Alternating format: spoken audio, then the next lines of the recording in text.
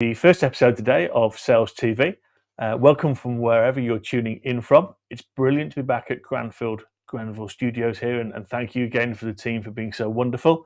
I'm joined by co-host Alex Abbott, the bearded sales guy, bearded for obvious reasons. Good morning. So, what are we going to be talking about today? Well, I'm really excited about today because we have a guest talking about sales enablement. So this guy I met 2 years ago, and since then I've loved the content that he's been putting out on LinkedIn. I'd say it's simple yet incredibly impactful. So I met this guy named Lawrence recently at an event in person, and he was talking about burgers and practice. But I'm going to let him tell you or explain what that means. So without further ado, Lawrence, please introduce yourself and tell us all about your love for burgers and why practice. So first off, thanks for having me. Okay, so let's talk burgers. So I was born and raised in Chicago. We are a city notoriously known for amazing food, and I love a good cheeseburger. So naturally, when I moved to London, the first thing I did was scour the entire city for all the best cheeseburgers. But the reason I used that in my presentation that you saw a couple weeks ago is that there's an amazing burger that's actually in Atlanta, Georgia. It's not even in Chicago, that they only serve 24 of these burgers once a week. And then there's McDonald's, which is nobody's favorite burger, but it's extremely scalable. So why do I talk about burgers? It's because in sales and in sales enablement, what I see happening is kind of a dichotomy. You have sales leaders who are looking for that McDonald's level scalability, and you have salespeople who are looking to be gourmet chefs. They want to have gourmet chef level skills, and they want to create their 24 burgers, and it's a masterpiece, and you can't change it because they're selling the enterprise. So what my focus is how do I help companies have McDonald's level scalability with chef level skills? And if you can merge those things together, it's a spectrum. It's never perfect. But if you can do those two things, then you have a really high performing sales team. I love that. But so with that in mind, how does one scale? Whether it's an individual, because our audience are salespeople as well as sales leaders today. So tell us a bit more about how one goes about that. Yeah. Well, the second part of that is really the answer. It's in the practice. So a lot of people think about SOPs and systems and tools when you think about scaling, which are all very, very important. And I love all my revenue operations people who watch this. But ultimately, what you need to scale a business is you need a culture and people that will scale. So the way that you can build culture, especially when you have a lot of teams who've gone remote now, is by creating opportunities for them to come together and actually develop and work on their skills. That doesn't mean sitting back and listening to a lecture for 10 to 15 minutes or going through a bunch of slides or being thrown a ton of information at them. It means actually taking the time to develop skills that are going to serve them in a sales call. Brilliant. Wow. I have to say, Jeff, I was somewhat skeptical about when I was told that someone was going to talk about sales enablement because I hate the subject but you've nailed it because so many people are doing McDonald's and actually to me it's not about the individual, it's about the number. But what you seem to be talking about is it is about the individual being the best version of themselves that they can be, and I love it. Though I am now slightly hungry. That's great to To be hear. honest, I'm We'll get a very burger after hungry. this. Yeah. Brilliant. So I think in the presentation, if I recall, you were talking about your love for basketball and practice. And, as a salesperson and sales leader, that's probably one of the things that we didn't do as often as we should have done. So tell us why practice is so important to you, Lawrence. Absolutely. So I'm going to tell you a quick story that hopefully brings this home. And it won't be about burgers, it'll be about basketball this time. Okay. So in college, I played basketball. I moved from Chicago to Atlanta. Let's just back up. I grew up in Chicago in the 90s. So if you know anything about the Chicago Bulls and Michael Jordan, if you saw the Last Dance documentary, that was basically my childhood. But I moved to Atlanta, Georgia to play college basketball. And I went to a small Division III college called Emory University. Now, we had a head coach who had just been hired from a large Division I college basketball program, which is the one you see all on TV and the big schools.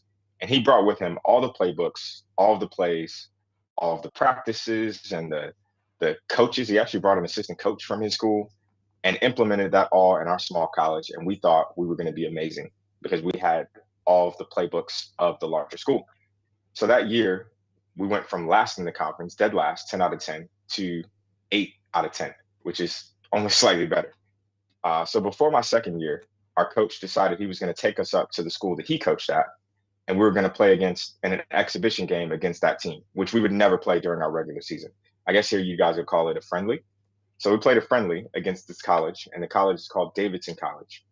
And at the time, they had a small, scrawny point guard who looked like he was about 12 years old, and his name was Steph Curry. So I don't know if you know too much about basketball. I know this is a football country, uh, but Steph Curry is a And really good rugby, basketball player. according to Andy. Yeah. You know what? Rugby World Cup, I'm a big fan. But I will say, if you know anything about basketball, you probably heard about Steph Curry before. He's one of the best basketball players of all time. And I played against him in college, and they torched us for about 50 points. They were running all of our sets. We knew every play they were going to run. We knew everything that they were going to do, and we just couldn't stop it.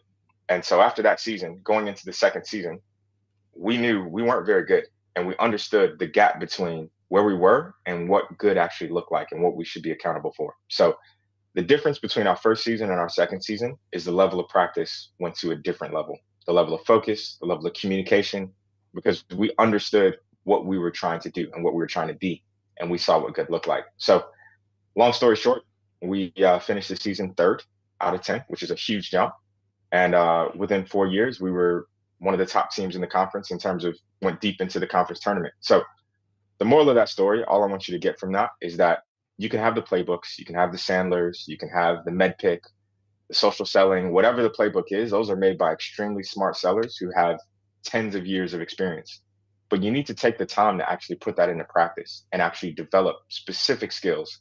And you need to understand what good looks like when you go into doing that. So that really changed how I view practice. And that's a feeling I've been searching for throughout my professional career.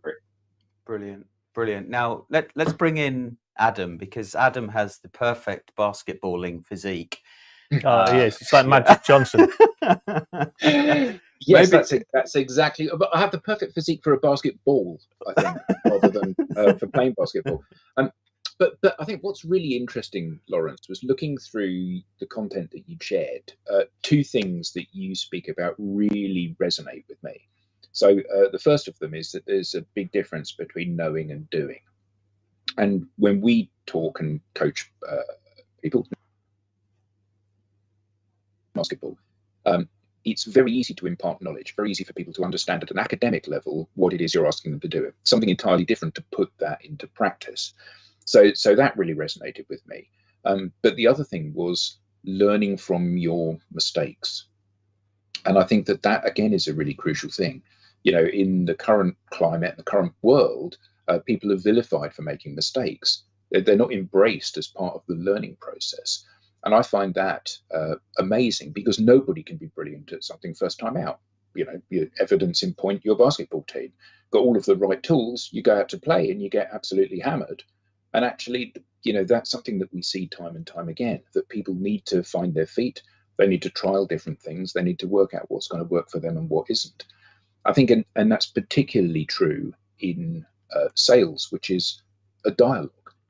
You know, and I know what I'm going to say, and I know how you should react. That isn't necessarily how you do react, though. So those 2 points of what you speak about, I find incredibly engaging.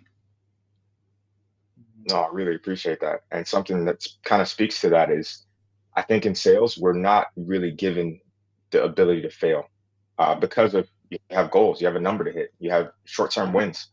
And so teams that embrace failure, I find to be the most successful. And it's counterintuitive, but what I see happening a lot of times, even during practice sessions, let's say you're running a role play with your sellers, you're not actually in that improvement mode. You're in what's called performance mode, which means I want to show my managers, I want to show my VPs and everyone that I'm extremely competent, I know what I'm doing, and I'm an extremely capable seller. So what happens during performance mode is I'm not going to try things that I'm uncomfortable doing. I'm only going to do the things that I know work well or that I'm comfortable or that I've done in the past. So Mm. if you're in performance mode, you're not really going to get any better because you're not stepping outside your capabilities at all. And so, yeah, maybe you don't fail, but also you don't grow. Whereas in improvement mode, you're purposefully pushing yourself to the point of failure. You're pushing yourself to the point where you get uncomfortable and you're making mistakes, and you're probably going to look a little bit stupid in the process.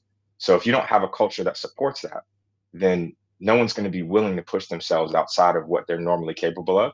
And you're going to, rather than have 10 years of sales experience, you'll have 1 year of sales experience repeated 10 times over. I think that that's really interesting because I think it's a big cultural issue in organizations. You know, everybody talks within all organizations that I've ever engaged with or worked within. Everyone talks about how this is a safe space. You know, you can make mistakes here. And actually, you can't. Because if you're in a sales presentation to a client, the worst thing that can possibly happen is that you don't make the sale. If you're in a role play environment internally with your boss there, you do it badly, and the worst thing that can happen is you get fired. So actually creating that culture is a really big issue, isn't it, for organizations? Yeah, it's a tough one to do, especially when you have numbers to hit, you have goals to focus on. I understand the pressure that's being put on chief revenue officers and VPs of sales, but in terms of what I try to do in sales enablement is to create a little bit of an insulation layer so that the team had the ability to try new things and develop. What I do genuinely love about this, Lawrence, is you've just said three things that link to three papers that I've been reading as part of my own research. So the first one is about psychological safety, and everybody knows Amy C. Edmondson outside of Harvard. So that exactly to that point about a psychologically safe culture is going to make that happen. But you then also touched on, is a great author called Young. He released a paper called Learning in Practice, and he looked at something like 30 professions and basically said to get to journey person in any profession takes 10 years, to get to expert takes 20. But we've had this debate on Sales TV that actually in sales, yeah, you're right, we don't ever take people to 10 years. In learning, we take them through the first year time and time and time again. It's negotiations, and therefore you're right. That comment you just made, which is they don't get to 10 years, they get to 10 times one. But then there's this other, I don't know if you heard of Erickson, who's quite a big academic, but he talks about deliberate practice. And his entire thing was about the difference between someone who's a high performer and someone who's not is all about practice and how many hours that you put in. And somebody challenged him and said, well, actually, it's not, it's about genetics. And it split the field. And as a basketball player, then he then argued, well, there's two people of Lawrence's height. Okay, I accept you can't all play basketball. If you're 5 foot, you probably can't play. But if you then look at the two versions of Lawrence, the one that practices more will be the more successful. So he kind of can proved it out. But again, in sales, we don't look at that. We have these wonderful analogies in sales based on All Black Rugby and Alex Ferguson, but we never look at what does it take to practice, practice, practice, and what does that look like? Yeah. So deliberate practice, that word is really important. That's the basis of what myself and my co-founder Jonathan created the Practice Lab about. It's the idea that all practice isn't created equal, and you need to have a clear picture of what good looks like. And you also need to be very focused on what specific skill you're trying to develop. You can't run a 30-minute role play and then have 10 pieces of feedback at the end and expect someone to get better at the end of that. Rather, let's chunk it down into just the moment that your prospect gives you an objection. And rather than jump into our bag of objection overcomes and shoot one back at them, let's just take a moment to acknowledge what they said, acknowledge how vulnerable they had to be to actually say it, and then ask a question that's led with curiosity to get more information about that objection before we jump straight to the objection overcome so that their walls don't go up. That's a key moment that happens in a lot of sales calls that we can spend 10, 20 minutes just focusing on that 2 to 3 minute segment and then give a little bit of feedback. And then we work on it again. Maybe we change our tone and we get their tone right. Okay, now let's change our words or the question that we ask. Okay, now we got our tone and our questions. Now let's change our body language. And then we stack those things on top of each other until we've developed that skill. And then we move on to the next piece. Yeah. You see, I told you you'll like this discussion. You did. Andy. You did. You did. Is there more to show though? Is there some slideware we've got or some images? Well, there is, but I'll leave that up to Lawrence. One thing that I've loved about your content, Lawrence, is as I said before, it's how it delivers, simplicity. That it's such simple diagrams that you use, but I find them so impactful. They really kind of hit the mark. I don't know if now is the time you want to bring some of your slides up and show us, or Yeah, let's jump into it. I'd love to. okay. Okay, so this first one is how you get chef level skills with McDonald's level scalability. And there's really three components to be able to do these things. The first one is accountability, process. Process accountability, really what that means is what good looks like. So we know what Davidson and Steph Curry's team is able to do. We know we're not able to do it. So it really highlights that second layer there, which is the skills gap. And so then we have to be capable of actually developing those skills. So you have your practice capability to reach your process accountability. And if you can't reach that, then the things you're being asked to do, you're not actually capable of doing. So as a seller, if I'm being asked to do things that I don't know how to do, then and I don't have the opportunity to practice, that's only going to make me more anxious. That's going to increase anxiety because I realize I'm not doing everything that I need to, but I don't know how. That's the problem. And then the third piece, once I'm sorry to jump in right there, Lawrence, but that is the problem that salespeople all over the world are experiencing right now, and it's affecting their mental health. Yeah, I mean it's all interlinked. Yeah, but let's keep going, Lawrence. This is this is really good stuff. No, sorry, I'm on a roll. I was gonna say, think about LinkedIn. You scroll LinkedIn and you have so much good information, but also it makes you aware of the stuff as you're doing your job that you're not thinking about. So if someone introduces a new idea and everyone is in a rush to be so smart on LinkedIn and say, "Oh, did you think about this? Or were you considering this?" And you might think, you know what? I wasn't thinking about that. Now I'm actually stressed because now that's one more thing I've got to incorporate into my workflow that I'm not sure I know exactly how to implement. So that just highlights the stress that can come from that skills gap. And then the last piece of that is once you've done something correctly one time, it doesn't mean that you're going to do it correctly every time. So performance reliability is where the real scalability or growth potential comes into play, because once I've done something successfully once, that's a big gap that we've crossed. But now I want to do it consistently over time, over and over. And that's where my growth, I'm actually reliably performing at a high level. So those are kind of the three levels that you need to achieve to have McDonald's level scalability with chef level skills. Brilliant. Wow. Still hungry. I'm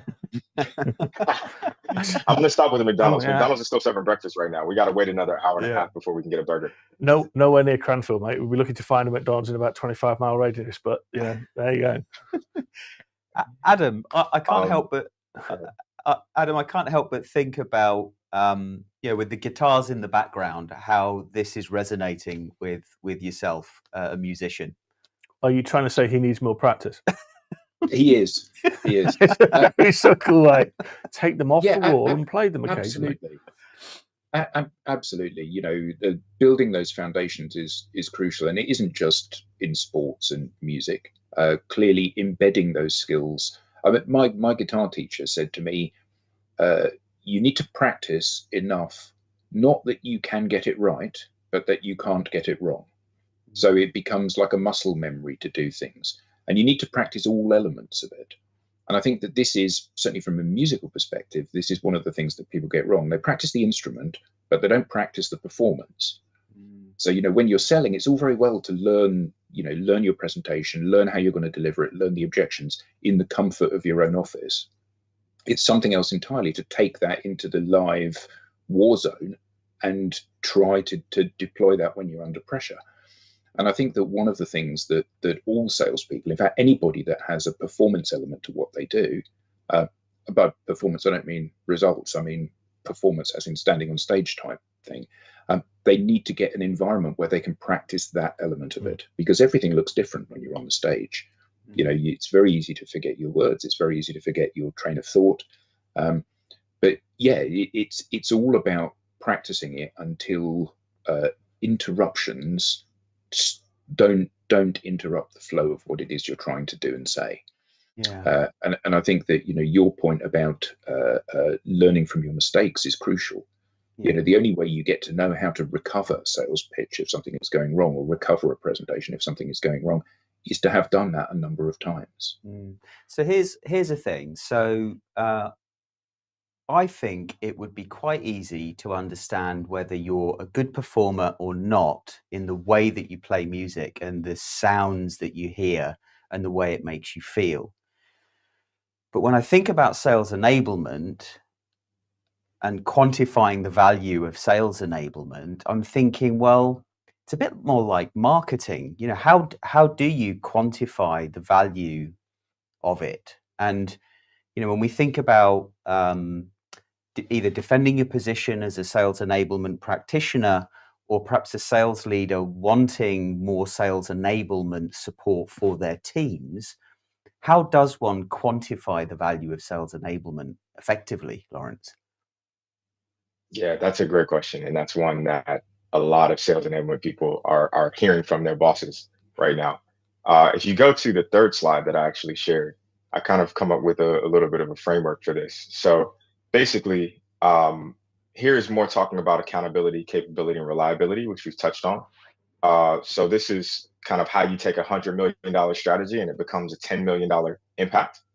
But if you go to the next slide, you'll see a little bit more of how I think about actually measuring this the impact. So if we can go ahead and go to the next slide, Will that be the fourth I'll slide? let it pull up. There we go, that one. So this is actually the third one. So a lot of times when people try to measure the impact of enablement, you think about activity, which is typically how many calls did I make, how many emails did I send, how many meetings did I hold, that kind of thing. So activity, but we know that activity doesn't really equal impact. So I like to look at who are the laziest sellers on my team who are still hitting quota, and what are the things that they're doing to actually achieve that. So on the other side, you have impact, which are things like win rate or average sale price or sales cycle length. And these things are really important, but it's really hard to tie that back to enablement. So if we had a great win rate that quarter, maybe product released a couple new products and they're saying, hey, that was all us. Or maybe marketing came out with some new collateral that they got us a lot of more leads. And they say, hey, that was us. So there's a lot of other cooks in the kitchen that could impact your win rate. So when I look at what I can show that sales enablement actually impacted, I look at the sales outputs. So what are sales outputs? Outputs are things like your business case that you collaborate on with the buyer, or maybe your notes that you have in Salesforce. Maybe it's a territory plan. Maybe it's a mutual account plan. Your account maps. These are all things that every seller has to do that are outputs of the seller experience. If you look at the seller journey, they have to engage with these pieces of collateral that they create or collaborate on. So what's of those actual documents? In order to have a quality business case, you have to have quality conversations. In order to have quality conversations, you have to be a good listener. You have to be able to respond to objections. You have to have all these skills that give you the ability to create an amazing business case with your customer. So that's what I like to look at, because I can show very clearly that before this quarter, we had an average of one contact per opportunity. And after we ran a multi-threading training, now we have an average of 3 contacts on every opportunity. That's a very specific skill that we try to drive, a very specific behavior for that output. And that's something that we'll use to kind of measure that. So I like to look at outputs versus activity, which is a little too leading, or impact, which is a little too lagging. Yeah, I love that. Last week I heard an example of a leader within an organization that was driving cold calling blitzes and then attributing different opportunities to the blitz to kind of defend their position that they were doing a good job to get leadership and the C-level off their back. And I'm sure that happens a lot. But what you're describing sounds far more strategic, requires a more thoughtful approach to really quantifying that value, which is good for the sales people, it's good for the team, and it's good for the business. But why are we seeing sales enablement professionals being laid off in the last 12 months or so? Because they're not very good at it. Right. So we've got an expert on here who's looking at all of the things that are correct versus somebody who's probably been told by a sales director, I need this solution. Yeah. The best sales that's a enablement part people. of it. Go on, sorry, Lawrence. We're close to time, so you Yeah. have the last words. Oh, sorry. No, I'll take the compliments, but I will say I've seen a lot of amazing enablers also be laid off. And that's just some of it is part of understanding how to communicate that value to your C-suite, to your leadership.